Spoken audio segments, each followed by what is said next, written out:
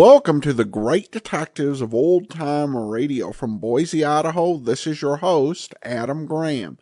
If you have a comment, email it to me, box13@greatdetectives.net. Follow us on Twitter at Radio Detectives and become one of our friends on Facebook. Facebook.com/Radio Detectives. Well, before we do get started, I do want to encourage you, if you've not already, to pick up your copy of All I Needed to Know I Learned from Dragnet. It's the sequel to All I Needed to Know I Learned from Columbo, and in it we examine the careers and history of 7 more great detectives of radio, television, and literature, including yours truly, Johnny Dollar, Poirot, and Joe Friday. So pick up your copy at store.greatdetectives.net, where you can also find all the rest of my books.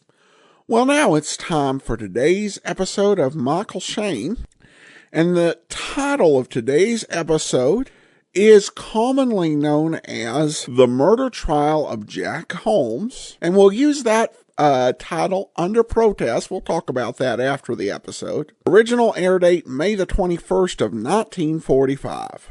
The Adventures of Michael Shayne, Private Detective.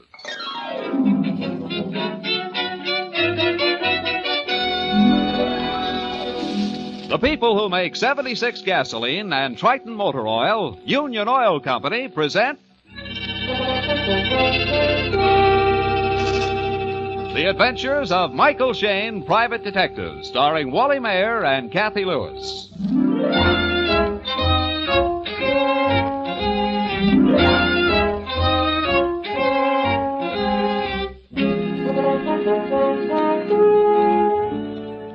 If some of you have wondered where Mike Shayne has been during regular office hours the past few days, you'll find the answer on the front page of this evening's San Francisco papers.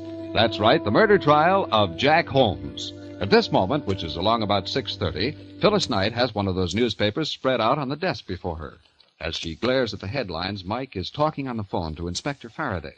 Yeah, Faraday, I just got back from court. Didn't take the jury long to decide. Less than 2 hours, Mike. That boy is no more guilty than I am. Sure, somebody killed the watchman, but not Jack Holmes. Now, don't take it so hard, Mike, just because his sweetheart hired you to investigate. All right. Maybe I'm sentimental about those 2 kids, but I say Jack Holmes isn't the killer type. And with a nice girl like Janet Miley... Oh, Faraday, I let him down, and Janet was so certain I could help him. Take it easy, Mike. You did your best, but the evidence was against you. Yeah, sure it was. Is that unusual? Why, I've cleared dozens of guys when it looked like... Janet, what's wrong? Hello, Mike. I'll talk to you later, Faraday. The girls just walked in. Janet, are you sick? You're white as a sheet. Here, get her some water, honey, quick. Yeah. Mr. Shayne. Yes? Jackie. Yeah? Jackie. Oh, here, sit down, honey. Let me help you. Oh, the poor kid. She's all unstrung about the verdict. No, it's more than that. Her hands are like ice. He didn't do it. I just discovered What? the grocery. What? Janet, what are you trying to say, honey? My room. Somebody went through. Huh? Oh, it's just... Here, Janet, drink this water. Janet? 12:15. I just discovered. I went and told him. Thought he would. Mike, she's fainted. I'm going to call a doctor. Phyllis. Yeah? Call Inspector Faraday. She's dead.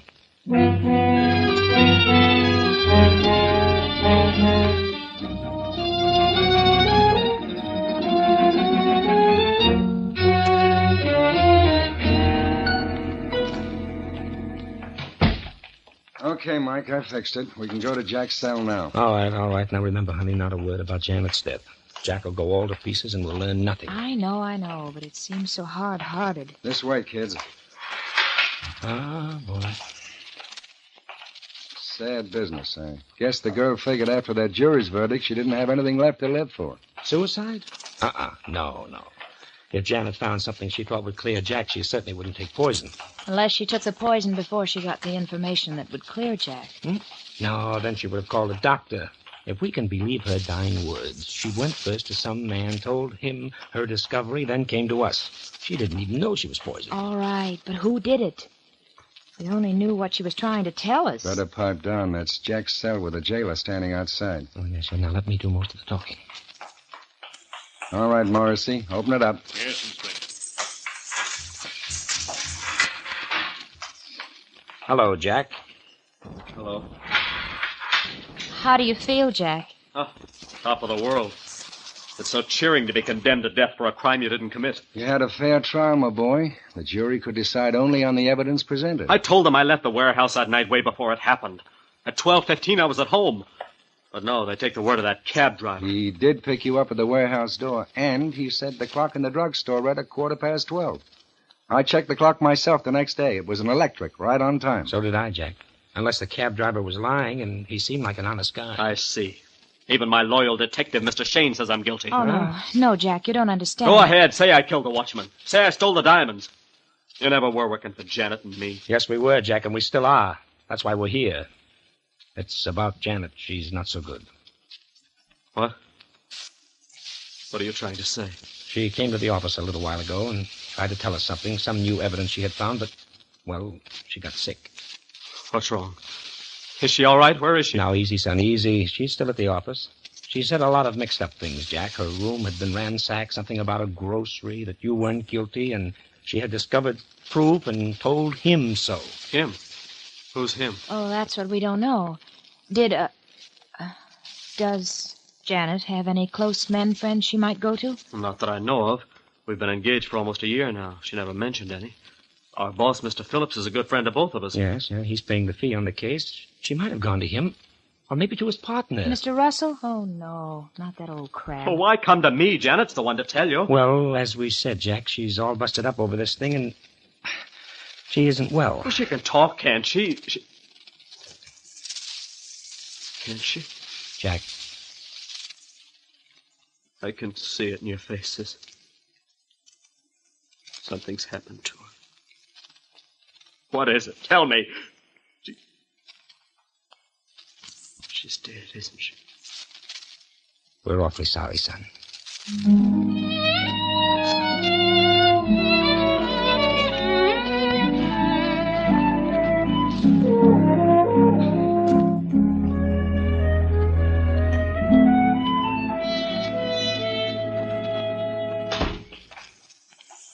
I see you went out to my home, Mr. Shayne. That's right, Mr. Phillips, and your wife told us you were working at the office this evening. Yes, Russell and I spent so many days in court on the trial. We had to work evenings to keep up with business. Now, I wouldn't imagine there'd be such a turnover in the wholesale jewelry line. You'd be surprised. Our firm cuts and mounts gems for at least half the better jewelry stores in the city. Then the robbery and loss of the diamonds didn't hurt your trade. It would have, Inspector, except for the capture and trial of Jack Holmes. Of course, we're covered by insurance. If you'll step into the office. Oh, Mr. Phillips. Mr. Phillips. Yes, Bauer? May I see you a moment, sir? Yes. Excuse me, please. Go right into the office. Okay, sure. Thank you. Well, good evening, Mr. Russell. Miss Russell. Good evening. I believe you and your sister know Inspector Faraday. Of course. Yes. How are you, Inspector? Fair enough, thanks. So the lady executives work nights around this company, too. If she's the treasurer, she does. I'm sorry to keep you waiting. And now, Mr. Shayne, I suppose you'd like your fee, now that nothing more can be done for poor Jack. Well, I'd hardly bring Inspector Faraday along just to collect a check, Mr. Phillips. Well, I assume... The case is cracked wide open again. Janet Miley has just died. What? Janet? She was poisoned. She staggered into our office about an hour ago, gasped out a few words, and she died. I was afraid of this. Remember, Ann, I said to you, if the jury brought in a guilty verdict... It wasn't there was suicide, Mr. Russell. I said she was poisoned. Poison? Her dying words were that she'd found new evidence, and that she had gone to him, some man, and told him. Well, of course, she came to me, but she didn't say anything about evidence. What time was this, Mr. Phillips? About 6 o'clock. She was crying and hysterical. Begged me to help Jack to get a retrial or an appeal. I tried to comfort her. Excuse me, Mr. Phillips, but I thought you'd like these invoices. I'm very busy, Mr. Bauer. Oh, yes, sir. I'll leave them here on the desk. If Janet found any new evidence, it'd hardly be likely to clear Jack Holmes. I'm pretty well convinced that young man is a born criminal. Mr. Russell, that's unfair. Is it? Look at the court testimony.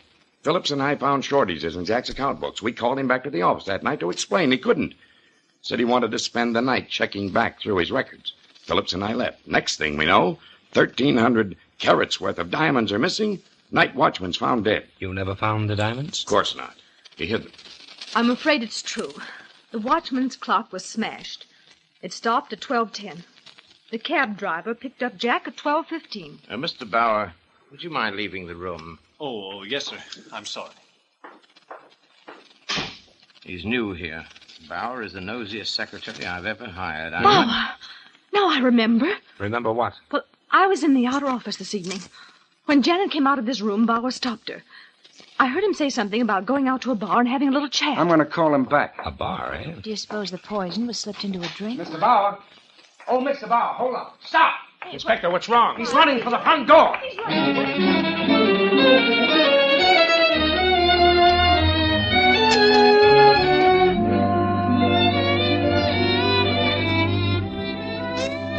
We'll return to Michael Shayne and his adventures in just a moment.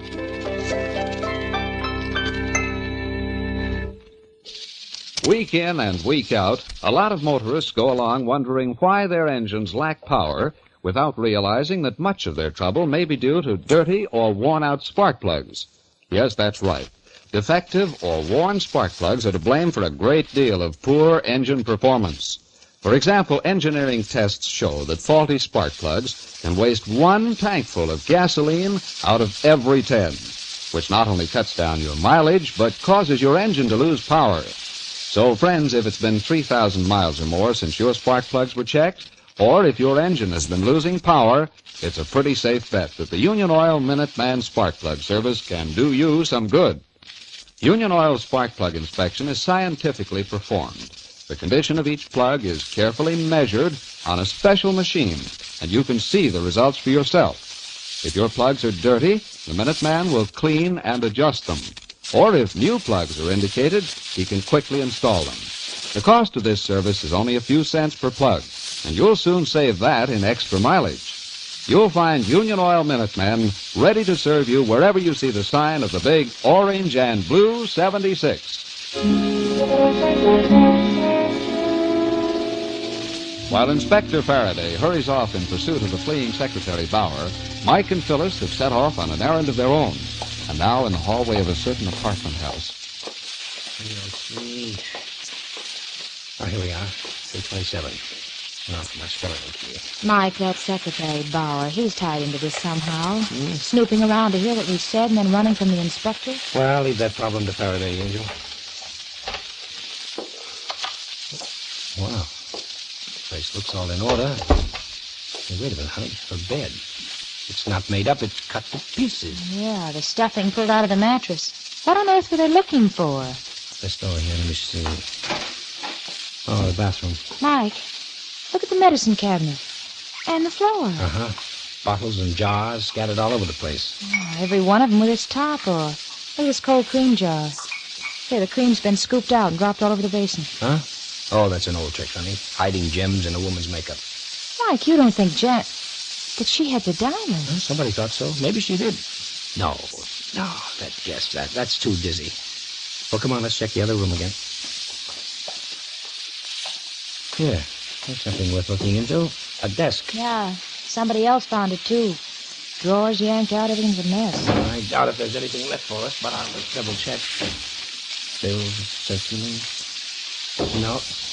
No, just the usual stuff. Say, how about that wastebasket, honey? How about it? Here, Huh? put in my thumb and pulled out a plum. What a big girl am I?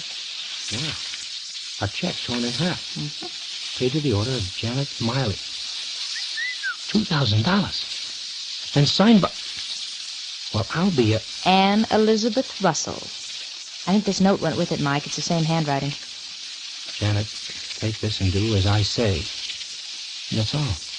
Take this and do as I say. Which apparently Janet did not. $2,000 is a rather expensive no thanks. Well, stuff this in your purse, Angel. We're about to go places and ask questions. You know, if you ask me, Miss honey, Russell... quiet. Somebody's at the door. Quick, snap out the lights. Yeah. I'll flatten against the wall. I'll jump him when he comes in. No, Mike. All right, buddy. Come on, up with your hand. What? Let go of me, you dope. What? Faraday. You? Yeah, me. Oh, I thought you were chasing Bauer. Got away. I phoned Phillips for Bauer's home address. Turned out to be a gas station. Oh, a phony, eh? Well, we've got a lead that may be better. Come on, let's go.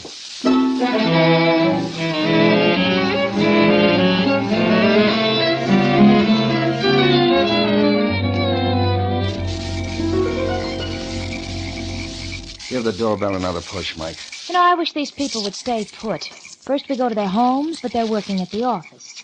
Now they're not at the office. They're home. Somebody's coming now. Yes? Oh, it's you again. Don't strain your enthusiasm, Mr. Russell. May we come in? Yes. Mr. Russell, we would like to talk to your sister. Anne? Oh, well, she's upstairs. Will you ask her to come down, please? Yes, if you'll go into the living room. Anne? Oh, Anne, will you come downstairs? May I ask what you people want? Oh, you'll hear it. Oh, by the way, sir, I believe your sister is treasurer of your company? He is. For how long? 6 or 7 years. How long was Janet Miley with your firm? Several years. She worked in the same department with Jack Holmes. Look here, I insist on knowing what this is about. Alfred? In here, Anne. Oh, so you're all back. Yes, these people say they want to talk to you, Anne. Phyllis, give me that check and note. Ready and waiting. Miss Russell, would you look at this note and check, please? So Janet gave them to you. What did she tell you? Right now, I'm more interested in what you told her. What was Janet to do for your $2,000? $2,000? Anne, what's the meaning of this? I was merely trying to save you from yourself, brother dear. Save me. I've watched you for a long time, Alfred. What is... I saw the way you were mooning around Janet. I don't know what you're talking about. Oh, don't you? I know you proposed marriage to the girl. And now with Jack out of the way, you thought she'd say yes. But I'm not going to have another woman in this organization. I have trouble enough as it is. That doesn't explain the $2,000, Miss Russell. Of course it does. I offered her the money to get out of town and not come back. Anne, what right had you? You're not running my life. Well, this puts a new slant on everything. Could be that Russell wanted Jack out of the way so he could have a clear track with Janet. Mm-hmm. The diamond robbery might have been conveniently arranged. That's a lie. If Miss Russell didn't want her brother to marry Janet, and the girl wouldn't buy off, then perhaps Big Sister thought of another way out. You mean the poison route, Phil? How dare you? You mustn't. I know some naughty names, too. Oh, surely, Mr. Shayne, you've got some brains. You don't believe such insane twaddle. Are you referring to my colleagues, Miss Russell, or to your story? No. It could be possible you and your brother Alfred have been putting on a little act for us. I'll answer that remark, Mr. Shayne, but right now you're wanted on the phone. What? Oh, thanks. Hello? Mr. Shayne, this is Bauer. Yeah? I've got to see you at once. What? Where are you? Listen, I have the real dope on the murder. Meet me at the old Dutch windmill in Golden Gate Park. What time? Let's see, it's just about 10 o'clock. Make it 10:30. And come alone. Don't tell anybody. Okay, Bauer. So it's Bauer. Where is he, Mike? Quiet, Inspector. Well, Mr. Russell, I think we'll be running along. If we have any more questions, we'll be back. I'm sure you will. No, please. Don't bother to see us to the door. Mike, where are we going? Golden Gate Park. Bauer wants to talk to us secretly. A great secret with somebody listening on the line. What? Who's listening? Miss Ann Russell on the extension phone right in the hall here.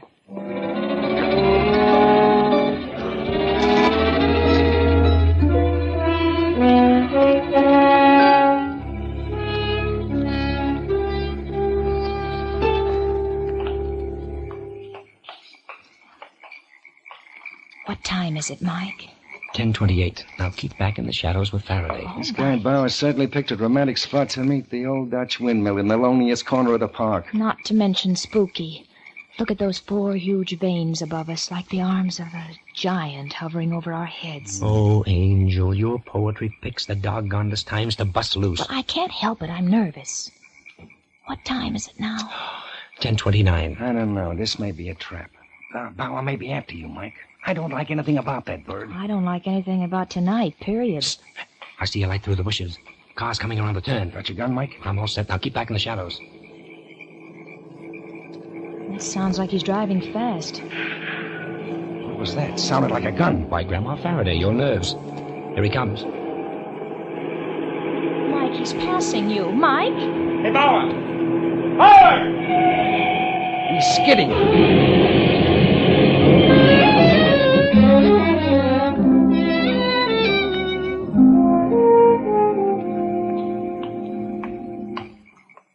Is he hurt? Is he hurt badly? Can't tell yet. Open his shirt, Mike. Well, it's a waste of time, Inspector. Look at the back of his head. Oh, guess I was right. We did hear a shot. But who would do it? Who knew he was coming here to talk? Oh, that phone call. Yeah, Ann Russell. Well, I guess there's no mystery about this killing. Hey, Faraday, here's his wallet. Maybe it will answer a few things for us. Let's see. Well, what is it? What is it? I'm old enough to be told. Mr. Bauer wasn't any ordinary secretary. He was an insurance detective. Planted in that office to find the missing diamonds. Well, then maybe he ransacked Janet's apartment. Yes, he did. It says so here in his pocket notebook. Searched girl's room, no evidence, no jewels. Janet went in to see Phillips. Something's up. Took her to bar. Told me to check on mistake 12:15. 12:15.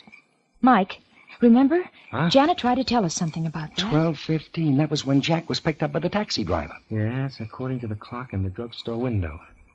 Inspector, let's telephone the coroner and then... Then what? Go take a good look at that clock.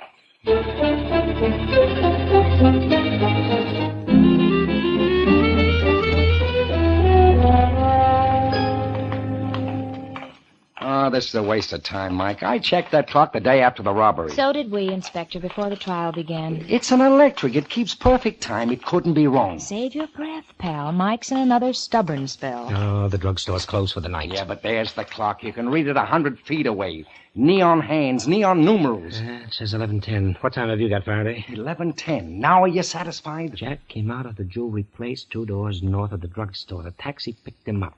The driver saw the clock in the window. The window! What are you staring at, Mike? The grocery store over there. Inspector, call a cab and get the driver who picked up Jack Holmes.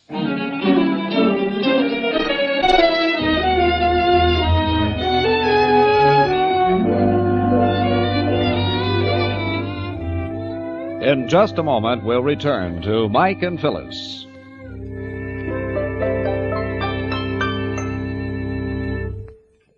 A few minutes ago, we mentioned some of the advantages of Union Oil's spark plug service. As a featured part of this service, the Minutemen also inspect your ignition cables. These cables are the small, fine wires which deliver electricity to the spark plugs. Normally, they give little trouble. But if anything happens to them, if they get broken or frayed, or if the insulation is damaged, even brand new spark plugs won't help your driving. In other words, a faulty ignition cable will leak electricity. And by the time the charge gets to the spark plug, there isn't enough juice left for the rich, full spark needed for complete combustion. So for a careful check and double check on your car's firepower, have a Union Oil Minuteman service your spark plugs and ignition cables. You'll get honest, accurate work, and you'll notice the increased power and snap from your engine as soon as you drive away. You'll find Union Oil Minuteman ready to serve you wherever you see the sign of the big orange and blue 76.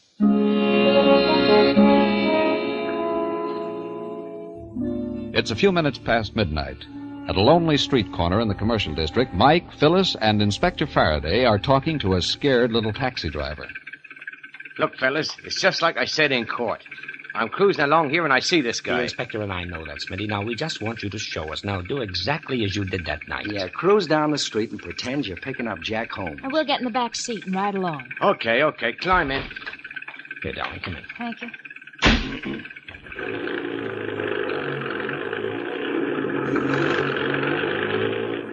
I turns this corner here, see? And I'm moseying along when I spots him crossing the street. He waves at me, so I slows down. I stops right about here. Jack was standing in the middle of the street. You opened the door. Which one? The right one. He climbs in and gives me the address. Well, go ahead. Open the door, Smitty. Gee, ain't you got no imagination? Now, Smitty, when did you see the clock? Right now, when I leans over to close the door. Everybody's in the window, see? All lit up with neons. Okay, look at it. What time does the clock say? Gee, it's just like that night. 12:15. Mike, you were right. He made the same mistake all over again. Look at it again, Smitty, and look hard. Now, come on, look hard. What do you mean, look hard? The clock says, hey, there's something screwy. The numbers, they're backwards. Right, Smitty, right. You're not looking at the clock. You're looking at the reflection in the grocery store window. The real clock is across the street in the drugstore. The drugstore clock reads 12:15, but the reflection looks like 12:15. 30 minutes difference, Smitty. Gee, I could have sworn. Say, I did swear. You ain't gonna pinch me, are you? No, Smitty. Now, are you willing to do something for us? Me? Yeah, sure. Anything, fellas. All right. We're going to pick up 3 passengers, and one of them is the murderer.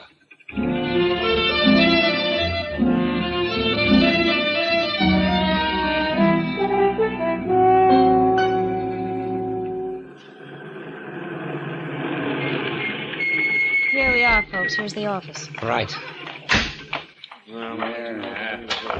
Mr. Shayne, I doubt we'll find anything in here that the police haven't already gone over. Well, they had the wrong slant, Mr. Phillips. You see, someone planned to steal those diamonds, but they needed a fall guy, Jack Holmes. So they faked the shortage in his account books. Then they called him that night, very indignant at discovering his dishonesty. Just a minute. I was the one who found him out. Shut up, Ann. Jack said he wanted to check back through his records. He didn't leave till 11:45. About midnight, the thief came here and stole the diamonds.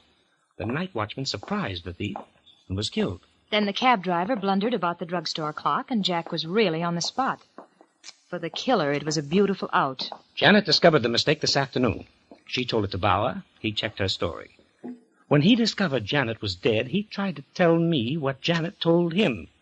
That's why he was killed. Oh, that's rubbish. Bauer ran away from the inspector. Why? He must have had a reason. He had. He wasn't ready to talk yet. You see, there's one detail we didn't tell you people.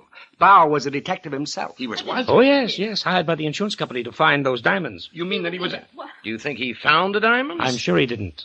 If we can step inside the office, Mr. Phillips, I'll show you why. Now, Bauer had a suspect, but it was the wrong one. He did know, however, that Jack was innocent. And when he telephoned me, the same call you listened in on, Miss Russell, the killer knew he was trapped unless... I don't believe it. I didn't hear anything on that phone. Oh, yes, you did, Miss Russell. You ought to have recognized it. Now, perhaps you will now. Mr. Shayne, stop this cat-and-mouse business. Please. That clock on the bookcase there, in 5 seconds, is going to strike the hour. Now, listen. 1, 2, 3... This is fantastic. 4...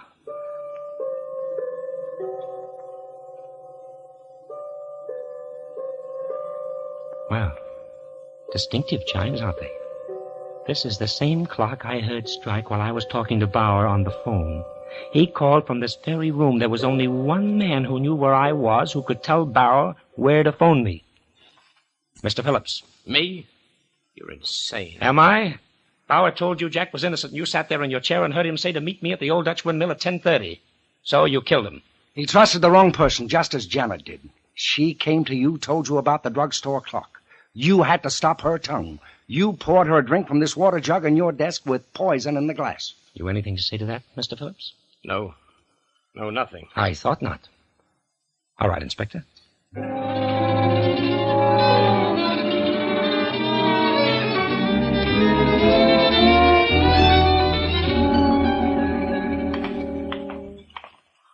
Oh, come on in the house, kids. Huh? Mrs. Faraday will be glad to fix us some eggs and coffee. Oh, no. It's pretty late, Faraday, and I think we all better get to bed. Look at Phil here. She's almost asleep. I am not. I was just thinking. How did you know, Mike, that the clock you heard over the phone was in Philip's office? Oh, I heard it the first time we went there, dear. It just took me a little while to get it placed in my memory. Oh. Clocks ran all through this case, didn't they? The watchman's clock stopped at 12:10, the drugstore clock that convicted poor Jack, the office clock that caught the murderer. Yeah, sometimes a clock can tell more than the time of day. Oh, Mike, that's corny, but I knew you'd say it. I was just waiting for it. Well, I guess Michael's entitled to a little corn off the cob tonight. That was neat thinking, my boy. The clock reflected in the window and the hands reversed by 30 minutes. Doubt if I'd have thought of it myself. Oh, Faraday, please, Mike's ego. Huh? Besides, I think I know why he's so leery of clocks lately. Oh, now listen here, honey. If you mean yes, Go sir, on, please. Phil, let's have it. Well, No, Mike had a date with me for 6 o'clock, and he was an hour late. No, Angel, please. And No. guess what his alibi was? What? He thought he saw a clock that said 5 p.m. It was a grocery scale with 5 pounds of potatoes in it.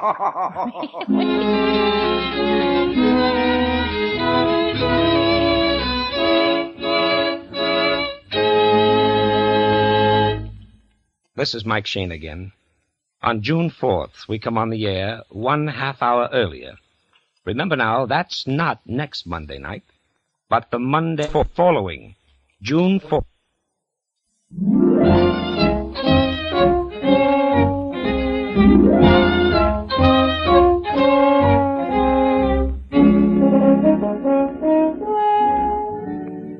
Tune in again next week at 8:30 for another adventure with Michael Shayne, Private Detective, starring Wally Mayer and Kathy Lewis, with Joe Forte as Inspector Faraday. Tonight's story was written by Richard DeGraff and based on the character created by Brett Halliday.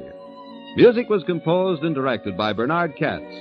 This is John Lang saying goodnight for the people who make 76 gasoline and Triton Motor Oil, Union Oil Company. This is the Mutual Don Lee Broadcasting System.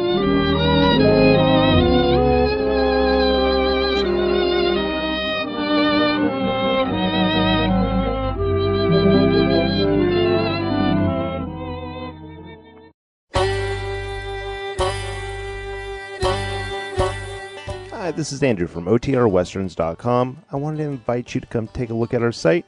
We stream live OTR Westerns 24 hours a day, 7 days a week, along with putting out podcasts of old-time radio westerns. Check us out at OTRWesterns.com. You're listening to The Great Detectives of Old Time Radio with Adam Graham. Now let's get back into the show.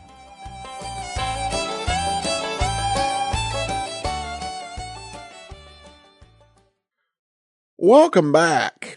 Well, I'm not certain about giving people notice of the time change 2 weeks in advance. Sounds like a recipe for confusion. But perhaps with the clock-themed episode, they thought that was appropriate. The idea of mistaking a scale for clock is interesting. I've actually been reminded of a clock when I was walking in the store looking at one, though of course it'd have to be frozen. Now, I mentioned that I was using this title under protest, and the reason, of course, listening to the episode, this had nothing to do with the murder trial, and a minimal amount to do with Jack Holmes. And it's probably worth discussing how the names of radio program episodes, what we have, how they come about.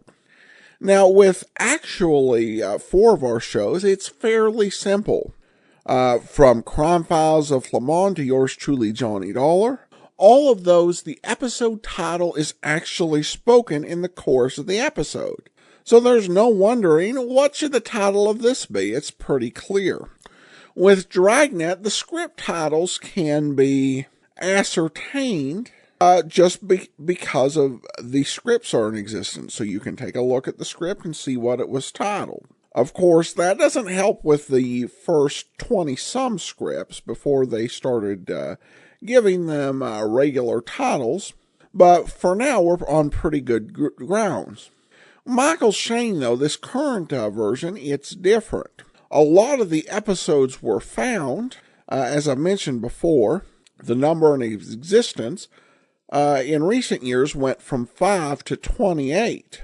However, there wasn't any province found listing the actual titles. So it was up to someone to listen to the program and determine what a title should be. And it's clear that whoever listened to this episode didn't listen to the full episode. They just listened to the first few minutes and said, well, it sounds like it's going to be about the murder trial of Jack Holmes. And that was entered as the title. And everywhere that has this episode available has the title, The Murder Trial of Jack Holmes. And I use that title on this episode mainly as not to create confusion, because some people might think that there is an additional episode out there in circulation. There's this murder trial of Jack Holmes, and then there's this The Clock That Lied. So I just go along with the commonly known title for the sake of not creating more confusion. Though in this case it's tough because the commonly known title is so obviously wrong.